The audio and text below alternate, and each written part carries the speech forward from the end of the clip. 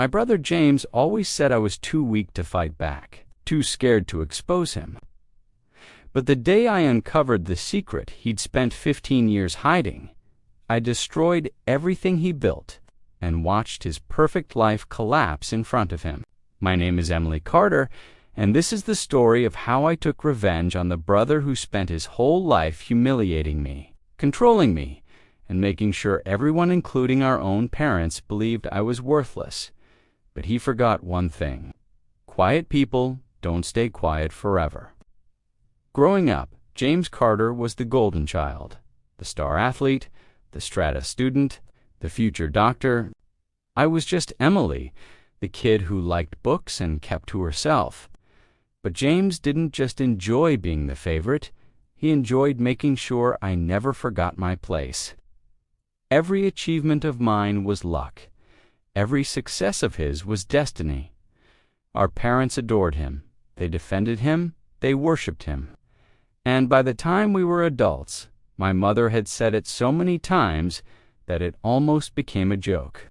Emily, be more like James. James had a wife, 2 kids, a big suburban house in Denver, and a medical career everyone admired.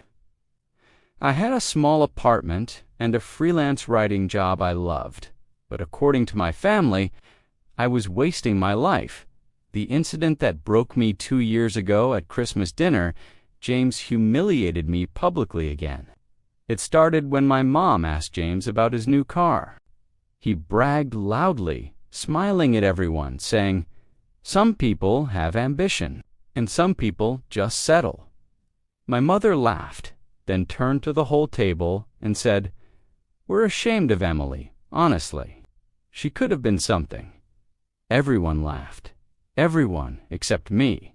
I excused myself and went outside, shaking, not because I was sad, but because something inside me snapped. That was the moment I decided James would pay. James looked perfect on the outside, but perfect people always have cracks.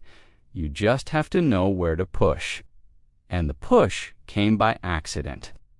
His wife, Laura, asked me to help her set up a new laptop while James was at work. She trusted me. And James never told her that I used to be a cybersecurity intern. While transferring her files, I saw something strange: a hidden folder named Research Project Private inside. Not research, but a file full of emails. Emails between James and a woman named Rachel. For 15 years. He had been cheating since before he even married Laura. There were hotel receipts, bank transfers, photos, messages calling Laura boring and useful. My hands were shaking, not with fear, with opportunity. I didn't copy the files immediately. I copied everything. I knew exposing the affair wasn't enough. James needed to lose everything the way he made me lose everything: my confidence, my dignity, my place in the family. So I waited 3 months. 3 months collecting more evidence. 3 months talking to people from his past. I found out James falsified research during his residency, which meant losing his medical license. I found out he hid debt from his wife. I found out he used hospital resources for personal trips. Every secret he had buried. I dug up. It happened at our mother's birthday dinner. The same house, the same table, the same people who laughed at me last Christmas. James walked in late, as usual, acting like he owned the place. Before dessert, I stood up and said, "James, you always wanted to be the center of attention.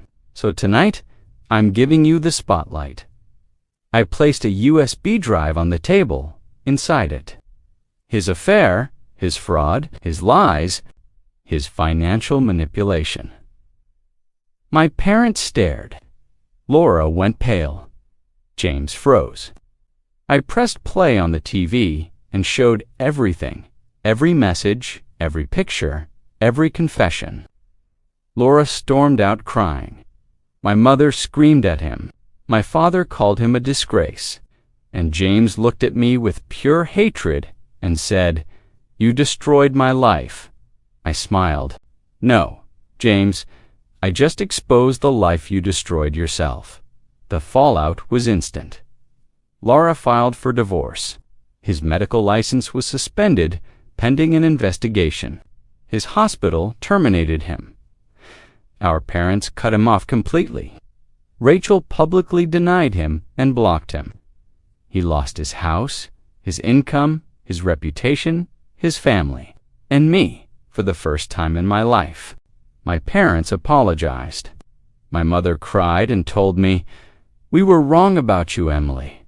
Do I regret what I did? No, because revenge isn't about hurting someone. It's about teaching them that you are not the person they can crush anymore. James taught me to be silent. But silence is where revenge grows best. And when it blooms, it shakes everything.